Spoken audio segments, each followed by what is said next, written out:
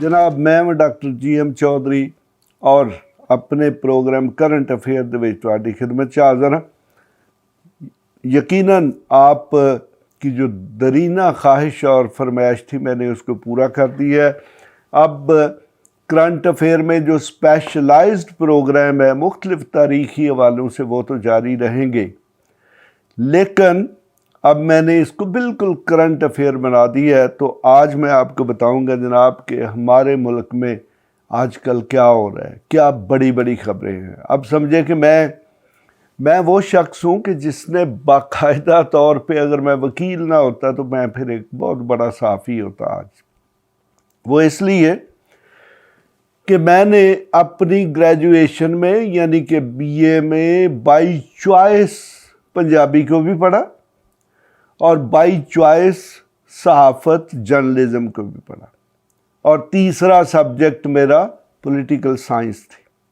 तो political science की ही extension जो है वो लॉ है, यानी कि एक उसका शोबा लॉ है। तो लिहाजा जनाब मैं तुहानू अंदर दियां खबरां भी दस्या करांगा कि वफाकी गवर्नमेंट यानी कि इस्लामाबाद की हो रहा है तो की होने वाला है। तो यकीनन तुहानू खुद ही अंदाज़ा होगा कि जो मेरा सोशल स्टेटस है, मेरे बहुत सारे सोर्सेज भी ने तो बहुत सारे आला लोग जिथों के खबरां पैदा होंदियां ने, सारा दिन मेरा उन्हां नाल ही वास्ता रहिंदा है। जनाब अज दी सब तो वड्डी खबर है वे कि काजी साहब दे फुल कोर्ट रैफरेंस का ऐलान करता गया। सुप्रीम कोर्ट चो एक लैटर नोटिफिकेशन इशू होया जिहदे च ऐलान किया गया कि 25 अक्तूबर नूं का जनाब काजी फायज़ ईसा साहब नूं फुल कोर्ट रैफरेंस दिता जाएगा, लेकिन अजे तक नवे चीफ जस्टिस की तकर्री नहीं हो सकी। आपको पता होगा कि जब काजी फायज़ ईसा का तकरीबन मेरा ख्याल 2 माह से पहले ही नोटिफिकेशन वफाकी हुकूमत ने कर दिया था, वो इसलिए कि उस वक्त जो आज की हुकूमत है इसको बहुत जल्दी थी कि काजी फायज़ ईसा फौरी तौर पे आए, और यकीनन वो जो उनकी जल्दी की वजह थी अब पूरे पाकिस्तान को और पूरी दुनिया को पता चल गया है कि काजी फायज़ ईसा ने उस PDM हुकूमत को क्या फ़ायदे दिए और आज की जो PDM 2 है उसको क्या फ़ायदे दे रहा है। तो लिहाजा उसका 2 माह या उससे ज़्यादा पहले जो नोटिफिकेशन हुआ था उसकी वजह समझ में आती है, लेकिन जनाब जस्टिस सैयद मंसूर अली शाह साहब जेडे कि एक इंतहाई रिस्पेक्टेबल और क्रेडिबल जज ने, उनका नोटिफिकेशन अभी तक नहीं हो सका। बहरहाल हो जाएगा अगर आइन च अमेंडमेंट तरमीम ना हो। उस तो बाद चे वे जी कि दिन ब दिन मेरे जेडे सोर्सेज ने तो जो नज़र आता है कि बड़ी तेज़ी नाल वफाकी हुकूमत जिहड़ी है जो दी रिट कमज़ोर होंदी जा रही, उसकी ताकत कमज़ोर होती जा रही। एस्टैब्लिशमेंट यकीनन पाकिस्तान की जो आर्मी है उसी ने इस हुकूमत को कायम रखा हुआ है, बल्कि PTI का तो ये इल्ज़ाम है कि ये फॉर्म 47 हमारी इंटेलिजेंस एजेंसियों, हमारी इंतज़ामिया जो है उन्होंने मिलकर बनाए और जिसकी वजह से आज ये हुकूमत कायम है। तो अब वो भी शायद इस हुकूमत का मज़ीद बोझ उठाने के लिए तैयार नहीं है, बल्कि आप जो भी खबरें सुने, सोशल मीडिया को देखें, आप गवर्नमेंट के मीडिया को देखें, तो वहाँ पे एक अदारा है SIFC, special investment facilitation centre जो है, तो उसके हवाले से सारी की सारी खबरें जो आती हैं कि सारी की सारी खबरें जो SIFC है वो जो उसकी कमेटी है उसी से जनरेट होती हैं। उसमें प्राइम मिनिस्टर का नाम बहुत कम आता है, हालांकि जब हम पार्लियामेंट्री डेमोक्रेसी की बात करते हैं तो फिर हर सूरत में प्राइम मिनिस्टर से बात या वफाकी हुकूमत से बात जुड़ी हुई होनी चाहिए, जो कि ऐसा नहीं है। अच्छा, उसके बाद जो तीसरी एक बड़ी खबर है वो ये है कि हुकूमत ये जो नॉन फाइलर की कैटेगरी है इसको ख़त्म कर रही है। अब पाकिस्तान में हर वो शख्स होगा जो फाइलर ही होगा, ہر وہ شخص ہوگا جسے ٹیکس دینا پڑے گا جس کی انکم 6 لاکھ سے زیادہ ہے۔ تو اس کے ساتھ ساتھ ٹیکس کو چوری جو ہے اس کو جرم بھی بنایا جا رہا ہے۔ ٹیکس کا جو ڈیٹا جمع کرنے کا سسٹم ہے اس کو بھی سائنٹیفک اور ڈیجیٹلائز کیا جا رہا ہے، بلکہ گورنمنٹ اربوں روپے خرچ کر رہی ہے تاکہ جو FBR ہے، فیڈرل بورڈ آف ریونیو، سارے کے سارے کو ڈیجیٹلائز کر دے۔ اس طرح FBR نے یہ بھی اعلان کیا ہے کہ انہوں نے جو مارکیٹ قیمت جو جائیدادوں کی پہلے سے اناؤنس کی ہوئی ہے اس میں 75% تک اضافہ کیا جا رہا ہے۔ اس کے ساتھ ساتھ ایک جو بڑی خبر ہے وہ یہ ہے جی کہ کہا جاتا ہے جی کہ سالانہ 7,000 ارب جو ہے وہ ٹیکس چوری ہوتا ہے، یعنی کہ 7 ٹریلین۔ تو دیکھیں کہ یہ کتنی بڑی اماؤنٹ ہے۔ اگر یہ فیڈرل بورڈ آف ریونیو یہ سارا ٹیکس کلیکٹ کر لے تو پاکستان کے قرضے شرضے سارے معاملات ٹھیک ہو جائیں گے۔ اس کے ساتھ ساتھ یہ بھی کہا جاتا ہے جو پاکستان کی جو بڑی بڑی کارپوریٹ کمپنیاں ہیں وہ بھی ساری کی ساری ٹیکس کی چوری میں انوالو ہیں، اور یہ مجھے بھی پتہ ہے، FBR کو شاید آج پتہ چلا ہے، لیکن وہاں پہ کرپشن اتنی ہے کہ وہاں پر پیسے دیں گے تو آپ کے سارے معاملات حل ہوتے جائیں گے۔ میں تو ان تمام چیزوں کو اپنی آنکھوں سے بھی دیکھتا ہوں، بلکہ میں نے پریکٹس شروع ہی ٹیکس میں کی تھی اور صرف اس لیے میں نے بند کر دی تھی کہ میں ایسا وکیل نہیں بن سکتا تھا کہ جو ٹیکس کے افسروں سے مکا کر کے اپنے کلائنٹ کو بھی راضی رکھے، اپنی جیب بھی بھرے، اور FBR کے جو افسر ہیں ان کو بھی خوش رکھے۔ بہرحال آج بھی میں ٹیکس کی پریکٹس کر رہا ہوں۔ اگر کسی نے صحیح اصولوں پر ٹیکس کا سروسز چاہیے تو اس کے لیے میں ہر وقت حاضر ہوں۔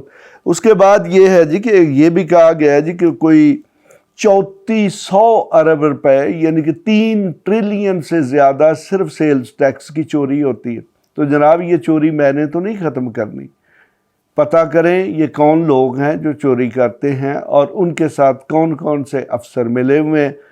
اپنے خاص طور پہ جو کسٹم کے افسر ہیں ان کی ذرا جائیدادوں کا پتہ کریں، ان کا پتہ کریں کہ ان کے دوسرے ممالک میں کتنے کتنے ایسٹس ہیں، ان کے بیوی بچے ان کے نام پر کتنی جائیدادیں ہیں، یا ان کے بچے کہاں کہاں پہ پڑھتے ہیں، تو خود ہی آپ کی آنکھیں کھل جائیں گی کہ کسٹمز ڈپارٹمنٹ میں خاص طور پہ کون کون کرپٹ ہے۔ اور اسی طرح آپ دوسرے بھی ٹیکس کے ڈپارٹمنٹس کو دیکھ سکتے ہیں۔ پھر جناب 5ویں خبر یہ ہے جی کہ سعودی عرب کا ایک وفد جو ہے وہ تقریباً جی $2.2 بلین کی پاکستان میں انویسٹمنٹ کرے گا، جو مختلف سرمایہ کار یا کمپنیاں ہیں۔ تو بہرحال دیکھیں جی MOU حکومتیں ہر روز سائن کرتی ہے اور اس کا مطلب کچھ بھی نہیں ہوتا۔ تو میں تو نہیں سمجھتا کہ اس وقت جو پاکستان میں لا اینڈ آرڈر کے حالات ہیں، سیاسی عدم استحکام ہے، اس کے بعد کرپشن ہے، اس کے بعد پھر بجلی اتنی مہنگی ہے کہ کوئی شخص پاکستان میں آ کے انویسٹمنٹ کر رہا ہے، تو اس کے باوجود بھی اگر کوئی شخص پاکستان میں آ کے انویسٹمنٹ کر رہا ہے تو پھر پاکستان کی بہت بڑی خوش قسمتی ہے۔ اگر مزید ہم اپنے حالات ٹھیک کر لیں تو پاکستان ایک بہت بڑا امیر ملک بن سکتا ہے۔ ہمارے جو قدرتی وسائل ہیں وہ دنیا میں 7ویں نمبر پر ہیں، لیکن ہم نے اپنے ہاتھوں سے اس ملک کو تباہ کر دیے۔ پھر جناب آگے یہ خبر بھی ہے جی کہ 5 IPPs کے ساتھ سیٹلمنٹ ہوگی ہے جس سے اربوں روپے بچیں گے۔ تو سوال یہ ہے جو باقی 100 سے زیادہ IPPs ہیں جس میں کہا جاتا ہے جی کہ زرداری کے بھی بہت سارے دوستوں کی ہے، اور اس کے ساتھ ساتھ نواز خاندان کی اپنی بھی اور ان کے دوستوں کی ہے، جہانگیر ترین صاحب کی ہیں، تو وہ جو اربوں روپیہ یعنی کہ 2 ٹریلین یعنی کہ 2000 ارب روپے سے جو زیادہ پیسے کیپیسٹی چارجز کے نام سے ان کے اکاؤنٹوں میں جا رہے ہیں، تو ان کو جناب کب روکا جائے گا؟ تو کم از کم میرے خیال میں یہ گورنمنٹ تو ان کو نہیں روک سکتی۔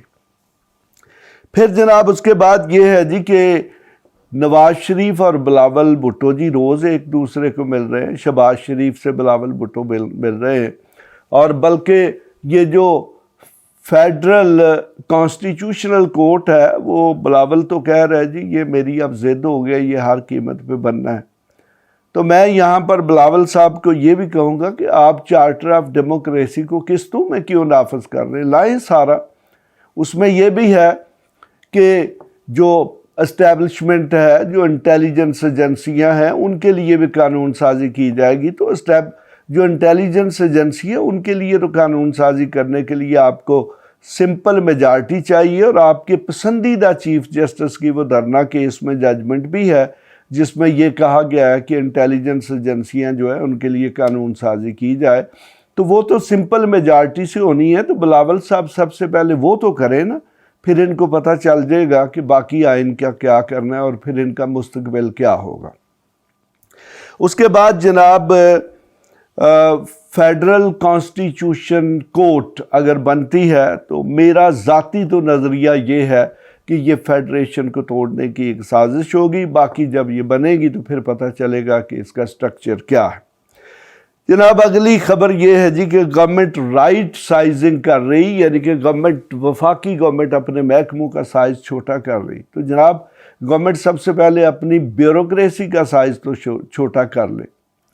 ایک سیکٹری جو کہ 4 لاکھ کے قریب تنخواہ لیتا ہے، تو اب اسپیشل جو ہے پے پیکجز جو لائے گئے ہیں جن کو SPPS کہتے ہیں، جو 15 لاکھ سے، یعنی کہ جہاں پہ 5 یا 4 سیکٹریوں کی تنخواہ ہے اس سے زیادہ ایک شخص کو دی جا رہی ہے. اور وہ کون ہے؟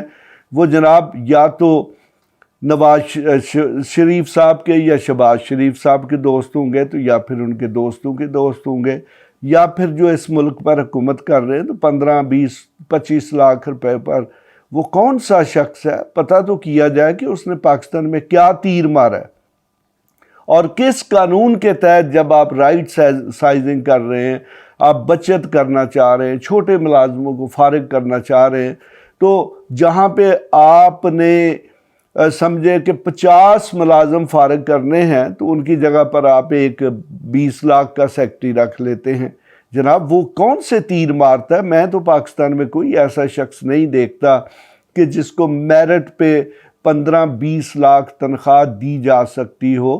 ان کے کیا کارنامے ہیں کہ وہ اچھی خوشامد کر لیتے ہوں گے، یا وہ اچھی کک بیکس کمیشن یا ایک اچھے فرنٹ مین کے طور پر ایکٹ کر سکتے ہیں. ادروائز میں نے تو کوئی ایسا پاکستان میں بہت بڑا کوئی فلاسفر نہیں دیکھا ہے.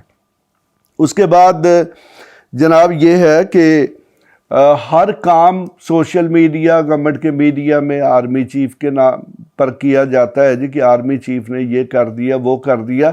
تو میری جناب حافظ صاحب سے ریکویسٹ ہے کہ میں ان کی بہت عزت کرتا ہوں، بلکہ میرا تو یہ ویو ہے کہ آرمی ہمارا ایک ایسا ادارہ ہے کہ جس کی وجہ سے ہمارا ملک آج تک موجودہ صورت میں قائم ہے.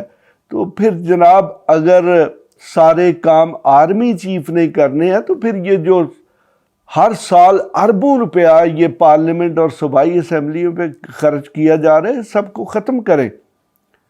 پھر ٹھیک ہے ڈائریکٹ آرمی کام کرے، اور یقیناً آرمی کا جو شخص بھی بریگیڈیئر بنتا ہے، میجر جنرل بنتا ہے، لیفٹیننٹ جنرل بنتا ہے، اس کے پیچھے 25-30 سال کی اس کی محنت، اس کی پرفارمنس کا اکاؤنٹیبلٹی چیک شامل ہوتا ہے. تو ان کی کرپشن کو مزید کنٹرول کرے اور یہ ختم کرے چیف منسٹر، یہ اسمبلیاں، بڑے بڑے سول سروس کے افسر، اور وہاں سے آپ افسر لگائیں، اور کم از کم 5 سے 10 سال تو ایسا سسٹم ایک ٹارگٹ دے کے کریں تاکہ ملک کے قرضے ختم ہو، ملک میں یہ جو انی مچی ہوئی ہے یہ ساری کی ساری ختم ہو، ایک ڈسپلنڈ گورنمنٹ ہو.